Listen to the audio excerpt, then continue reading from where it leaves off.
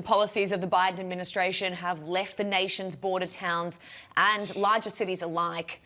Now, they're being overrun by deadly fentanyl and a massive number of illegal migrants. And joining us now for more is former Director of Special Operations at the DEA, Derek Maltz, and Senior Law Enforcement Analyst and former Acting CBP Commissioner, Mark Morgan. Gentlemen, good morning. Thank you for being with us. Morning. Good morning. Thank you for having us. Mark, I'll start off with you. We're seeing reports now, Mexican cartel weapons found on the Texas side of the Rio Grande River. So, what are you seeing and what the heck is going on at our southern border? Yeah, look, that's the question. I say this a long time, Michael. You don't have to be a border security expert to understand the picture you just showed and what that means. And this isn't the first time that we've caught armed cartel members, armed smugglers on the U.S. side. And it's getting, unfortunately, it's happened more often because they feel emboldened right now because our borders are wide open. The reality is when you have millions of illegal aliens that are pouring across our southern border, our frontline resources are pulled off the line to relegated to administrative duties processing those millions. That leaves the borders unmanned, unpatrolled, and wide open for the cartels to expand their control. And what happens is we have drugs that are pouring in at an exponential rate, criminals that are pouring in at an exponential rate, as well as potential national security threats. And it's not just making our way through the border to major cities. Those threats pouring across, they're making their way to every state, including some small towns across the border. If you had a drug overdose or if you had a fentanyl death, I promise you that came from the southwest border. Wow. I want to talk about Florida Governor DeSantis here. During an interview with NBC, he was asked if he would use deadly force to secure the border, and this is what he said. Would anyone crossing the border illegally potentially face deadly force from law enforcement? No, it's similar to like if you're in the military. You have rules of engagement. Anyone that's hostile intent or a hostile act, which the cartels are, you would then engage with lethal force. I think these cartels are basically foreign terrorist organizations. They are responsible for killing more Americans on an annual basis than any other group or country throughout the entire world. So, Derek, I'll come to you. What's your reaction to this? Well, my first reaction is I'm going to bring back the post 9/11 security alert. So right now, the country is in a severe status. We are being invaded.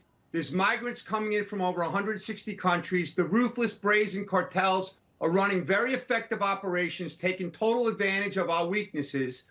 They're making billions of dollars. So all options must be on the table when it comes to protecting our American citizens. We cannot rely on corrupt government leaders in Mexico to secure the safety of our citizens. It's failing miserably.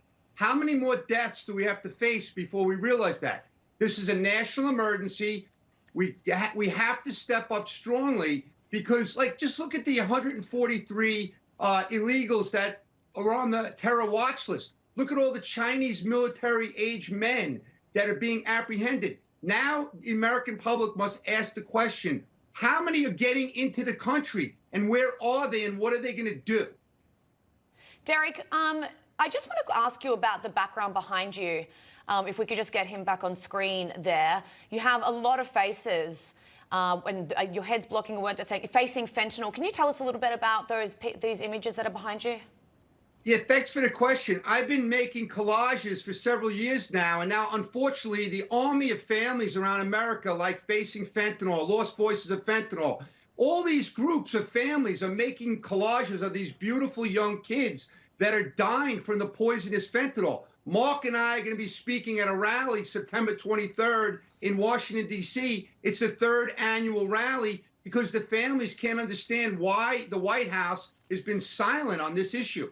These are dead kids. It's incredibly sad to see all those images behind you, and we look forward to hearing what you do have to say. Before we go, though, Mark, I want to get to you just in 30, 45 seconds. The Biden administration now asking Congress for $40 billion more emergency border funding, and they want to use a big chunk of that money to pay for migrants' housing. This is just going to further exacerbate the situation, is it not? Again, we only have about 45 seconds. You can wrap it up for us. Yeah, you're absolutely right. Once again, you're spot on. This is what we're doing. We're throwing money after the threats have already made it into the United States to manage it after the fact, right? We're reacting to it rather than take that money to be proactive and throwing it to actually secure our border to prevent the threats, to prevent the crisis from making it into our country. It's absurd. It's just going to continue the crisis. It's not going to do anything to solve it. Just doesn't seem to end. It doesn't. It's just a heartbreaking situation. Yeah. Derek Maltz and Mark Morgan, thank you both so much for joining us. We appreciate your time. Thank you both. Thank you, gentlemen.